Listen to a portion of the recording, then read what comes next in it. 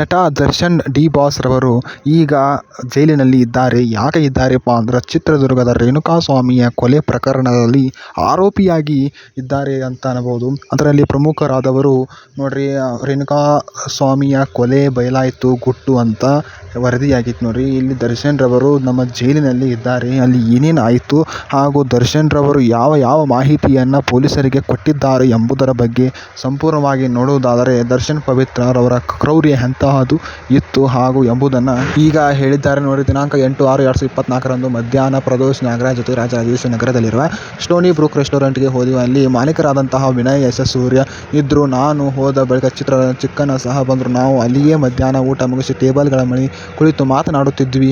ಆಗ ಹೇಳಬೇಕು ಅಂದ್ರೆ ನೆಕ್ಸ್ಟ್ ಮಧ್ಯಾಹ್ನ ಸುಮಾರು 3 ಗಂಟೆಯಲ್ಲಿ ಪವನ್ ನನ್ನ ಬಳಿ ಬಂದು ಮೊಬೈಲನ್ನು ತನಗೆ ತೋರಿಸಿ, ಯಾವನೋ ಒಬ್ಬ ಗೌತಮ್ ಎಸ್ ಎಂಬ ಹೆಸರಿನ ಇನ್ಸ್ಟಾ ಖಾತೆಯಲ್ಲಿ ಪವಿತ್ರ ಅಕ್ಕನಿಗೆ ಸುಮಾರು ದಿನಗಳಿಂದ ಖಾಸಗಿ ಅಂಗಿಗಳ ಚಿತ್ರಗಳನ್ನು ಕಳುಹಿಸುವುದಲ್ಲದೆ, ಪವಿತ್ರ ಅಕ್ಕನಿಗೆ ನಿನ್ನ ರೇಟ್ ಎಷ್ಟು, ನಾನು ರೂಮ್ ಮಾಡುತ್ತೇನೆ ಎಂದು, ನೀನು ಬಾ, ಅಲ್ಲಿ ದರ್ಶನ್ ಚೆನ್ನಾಗಿದ್ದಾನೆ ಅಂತ ಇತ್ಯಾದಿ ವಿಷಯ ಮಾಡಿರುವಂಥ ಚಿತ್ರದುರ್ಗದ ರೇಣುಕಾಸ್ವಾಮಿ ಎಂಬ ವ್ಯಕ್ತಿಯನ್ನು ರಾಘವೇಂದ್ರ ಮತ್ತು ಆತನ ಸ್ನೇಹಿತರು ಕಿಡ್ನಾಪ್ ಮಾಡಿಕೊಂಡು ಬಂದು ಪಾರ್ಕಿಂಗ್ ರೇಡ್ನಲ್ಲಿ ಇಟ್ಟಿರುತ್ತಾರೆ ಎಂದು ಹೇಳುತ್ತಾನೆ. ಆಗ ಪವಿತ್ರ ಕಾಲ್ ಮಾಡಿದಾಗ ಸ್ಟೋನಿ ಬ್ರೂಕ್ ಊಟ ಮುಗಿಸಿ ಬರುತ್ತೇನೆ ಎಂದು ದರ್ಶನ್ ಅವರು ಹೇಳ್ತಾರೆ. ಪವಿತ್ರ ಅವರು ಊಟ ಮಾಡೋ ಸಮಯದಲ್ಲಿ ವಿಡಿಯೋ ಕಾಲ್ ಮಾಡಿ ಮಾತನಾಡುತ್ತೇನೆ ಅಂತ ಹೇಳ್ತಾರೆ. ಊಟ ಮಾಡಿದ ನಂತರ ಶೆಡ್ಗೆ ಹೋಗಿ ಅವರನ್ನು ಸರಿಯಾಗಿ ವಿಚಾರಿಸಿಕೊಂಡು ಬಂದು ತಿಳಿಸುತ್ತೇನೆ. ನಂತರ ನಾನು ನಿಮ್ಮ ಜೊತೆ ಚಿಕ್ಕಣ್ಣ ಸೂರ್ಯ ನೀವು ಹೊರಟು ಹೋಗಿ ಎಂದು ವಿನಯ್ ಪ್ರದೋಷ್ಗೆ ಸೇರಿದ್ದ ಸ್ಕಾರ್ಪಿಯೋ ಕಾರ್ ಇದ್ದ ಮಳೆ ಪವಿತ್ರನ ಜೊತೆಯಲ್ಲಿ ಕರೆದುಕೊಂಡು ಸುಮಾರು 4:30 ಸುಮಾರಿಗೆ ವಿನಯ್ ಶೆಡ್ಗೆ ತಲುಪಿದ್ವಿ ಅಂತ ಹೇಳ್ತಾರೆ. ದರ್ಶನ್ ರವರ ಈ ಒಂದು ಹೇಳಿಕೆ ಆಧಾರದ ಮೇಲೆ ನೆಕ್ಸ್ಟ್ ಏನು ಹೇಳ್ತಾರಪ್ಪ ಅಂದ್ರೆ, ಆಯಾಸಗೊಂಡಂತೆ ಕಂಡಿದ್ರು ಅಂತ. ಆತನು ಶರ್ಟ್ ಹಾಕಿದ್ದ, ಬ್ಲೂ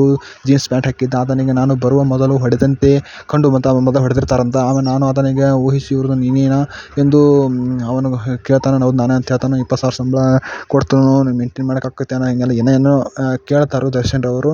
ಆಮ್ಯಾಗ ನೆಕ್ಸ್ಟ್ ಈ ರೀತಿಯಾಗಿ ಕೆಟ್ಟದಾಗಿ ಮೆಸೇಜ್ ಮಾಡ್ತೀಯಲ್ಲ ಎಂದು ಕೇಳಿದ್ದಕ್ಕೆ ನಾನು ಆತನ ಕೈಯಿಂದ ಹೊಡೆದೆ, ಕಾಲಿನಿಂದ ಬಲವಾಗಿ ತಲೆಯ ಕುತ್ತಿಗೆ ಭಾಗಕ್ಕೆ ಒದ್ದೆ ಅಂತ ಹೇಳ್ತಾರೋ. ಬಳಿಕ ಅಲ್ಲಿಯೇ ಬಾಗಿದ ಮರದ ಕೊಂಬೆಯನ್ನು ಮುರಿದು ಅದರಿಂದ ಆತನಿಗೆ ಹೊಡೆದೆ ಅಂತ ಒಂದಿಷ್ಟು ಏಟನ್ನು ಕೈಗಳಿಂದ ಗುದ್ದಿದೆ ಅಂತಲೂ ಹೇಳ್ತಾರೋ ದರ್ಶನ್ ರವರು. ಆಮ್ಯಾಗ ನಂತರ ನಾನು ಕಾರಿನಲ್ಲಿ ಕುಳಿತಿದ್ದ ಪವಿತ್ರನನ್ನು ಕರೆದುಕೊಂಡು ಬರುವಂತೆ ಹೇಳಿದ್ದು. ಆಗ ಪವಿತ್ರ ಅಲ್ಲಿ ಬಂದಾಗ ನೀನು ಮೆಸೇಜ್ ಮಾಡಿದ್ದು ಇವಳೇನು ಎಂದು ಹೇಳಿ ಪವಿತ್ರ ಅವಳಿಗೆ ತನ್ನ ಚಪ್ಪಲಿಯಿಂದ ಹೊಡೆಯುವಂತೆ ಹೇಳಿದೆ. ಹೊಡೆದಿದ್ದು ಆಕೆ ಕಾಲಿನ ಬೆದ್ದು ಕ್ಷಮೆ ಕೇಳುವಂತೆ ಕೇಳಿದಾಗ ಪವಿತ್ರ ಕಾಲಿಗೆ ಬಿದ್ದಿದ್ದು. ಪವಿತ್ರ ಹೆದರಿಕೊಂಡು ಹಿಂದೆ ಹೋದಳು. ಬಿಡುವಂತೆ ಪ್ರದೋಷ್ ಹೇಳಿದೆ.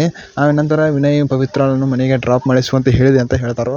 ಆಮೇಲೆ ಅಷ್ಟರಲ್ಲಿ ನನ್ನ ಕಾರ್ ಡ್ರೈವರ್ ಲಕ್ಷ್ಮಣ್ ಸಹ ಅಲ್ಲಿಗೆ ಬಂದಿದ್ದು. ಆತನು ಕೂಡ ವಿಚಾರವನ್ನು ತಿಳಿದು ರೇಣುಕಾಸ್ವಾಮಿಗೆ ಕೈಯಿಂದ ಕುತ್ತಿಗೆ ಬೆನ್ನಿಗೆ ಹೊಡೆದ ನಂದೀಶ್ ಆತನು ಜೋರಾಗಿ ಈ ರೀತಿಯಾಗಿ ಕೆಟ್ಟ ಮೆಸೇಜನ್ನು ಕಳಿಸಿದ್ದಾನೆ ಅಂತ ಹೇಳ್ತಾರೆ. ಆಮ್ಯಾಗ ಈ ರೀತಿ ಕೆಟ್ಟ ಮೆಸೇಜ್ ಮಾಡಿದೆ ಅಂತ ಹೇಳುವಾಗ ಪವನ್ ಮೊಬೈಲ್ ಅವನ ತೆಗೆದು ಅವನು ಕೆಲವರಿಗೆ ಕೆಟ್ಟದಾಗಿ ಮೆಸೇಜ್ಗಳನ್ನು ಕಳುಹಿಸುತ್ತಿದ್ದನು. ಅದರಲ್ಲಿ ಫೋಟೋಗಳನ್ನು ಎಲ್ಲರಿಗೂ ಸಹ ತೋರಿಸುತ್ತಾನ.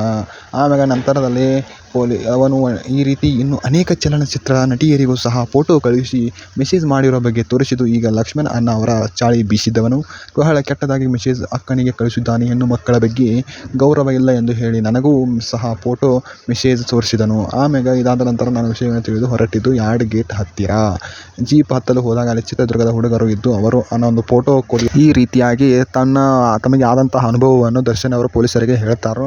ನಂತರ ದರ್ಶನ್ ಅವರು ಜೈಲಿಗೆ ಹೋಗಬೇಕಾಗತ್ತೆ ಆರೋಪಿಯಾಗಿ. ಹೀಗೆ ಮುಂದುವರೆದು ಈಗ 2026 ಜೂನ್ ಬಂದೈತೆ ನೋಡ್ರಿ. 2 ವರ್ಷ ಕಳೆದು ಹೋಗೈತೆ ನೋಡ್ರಿ. ಇದಕ್ಕೆ ನಿಮ್ಮ ಅಭಿಪ್ರಾಯವನ್ನು ಕಮೆಂಟ್ ಮಾಡಿ ತಿಳಿಸ್ರಿ. ನಮಸ್ಕಾರ. ಜೈ ಹಿಂದ್, ಜೈ ಕರ್ನಾಟಕ.